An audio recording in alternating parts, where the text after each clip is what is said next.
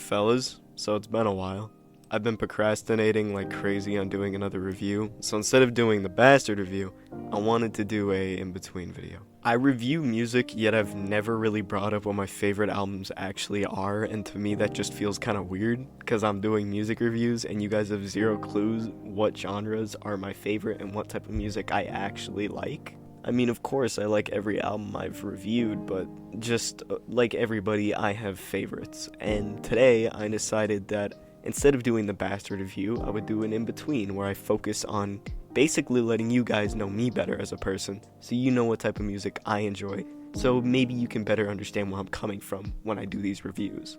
Unlike the others, there's no real criteria for this, it's just albums I like and I'm listing them with maybe some funny ha-has in between just to keep it more entertaining. All I'm really doing with this video is getting bigger excuse to push off the Bastard review and also give you guys better understanding of who I am and what type of music I like. I also want to thank you guys for 250 subs. It's not a lot, but it's honest work. You know, maybe we'll hit the goal if I decide to start uploading frequently again, which I probably will. We'll see how procrastination takes me over the summertime. I'm also going to pick one favorite song from every album here, but besides that, let's get into the list.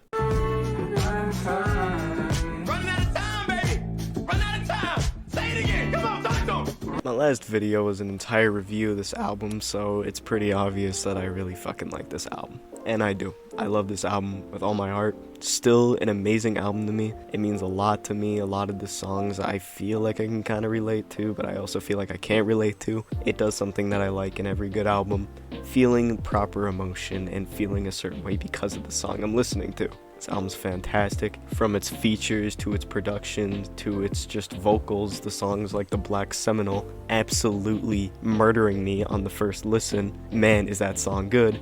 To songs like Running Out of Time, which are just chill, laid out songs that allow you to sit and bask in the vibe, and you can feel something that maybe you can't feel anywhere else. It's a worth it listen. It's really worth your time if you haven't heard it. If you want to hear me talk more on the album, of course, like I mentioned, I did an entire review on this album, as I have on a lot of these albums on this list. So, you know, if you want to, go out of your way, go watch it. You should also subscribe while you're at it. I'd like that.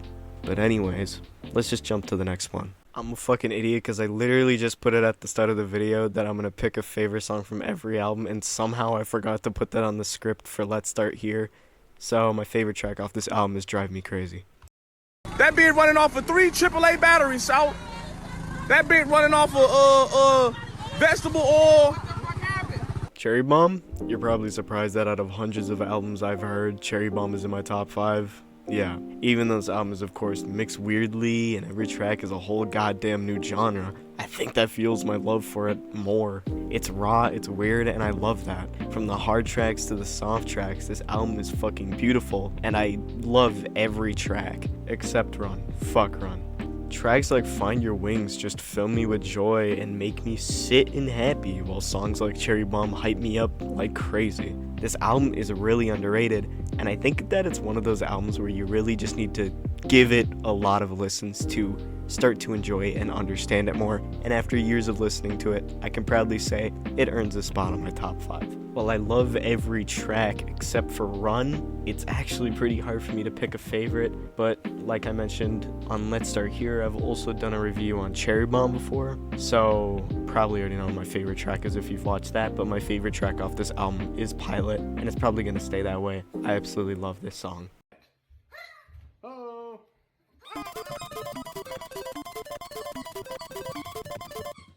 Finally, something fucking different. Few Good Things is a great listen. While I can't completely relate to it, I can understand the moral of it, of basically being down, then eventually getting up, but then noticing and reminiscing on the good things of the past, even if it felt cloudy. It's beautiful as every song is basically a bit of somebody's life story, and it really makes you wonder where you're gonna be in the next few years. This is more of a recent find for me, but it easily gained its spot at 3 only after a few listens. This album makes me sad, happy, and grateful all at once, and I gotta give Saba props for overloading my senses like that. It's a good album, probably keep its spot for a good while as I can't see myself ever not loving it. Surprisingly, my favorite track is actually an interlude, literally titled An Interlude called Circus, which is kind of a weird name, but I'm for it, and it's been my alarm for a while now. I love this album. I hope you guys give it a listen, as it is kind of a smaller album. I think Saba has like 1 million listeners on Spotify, so if you haven't heard this, I really recommend it. It's a good album. But on to the next one. Oh my God.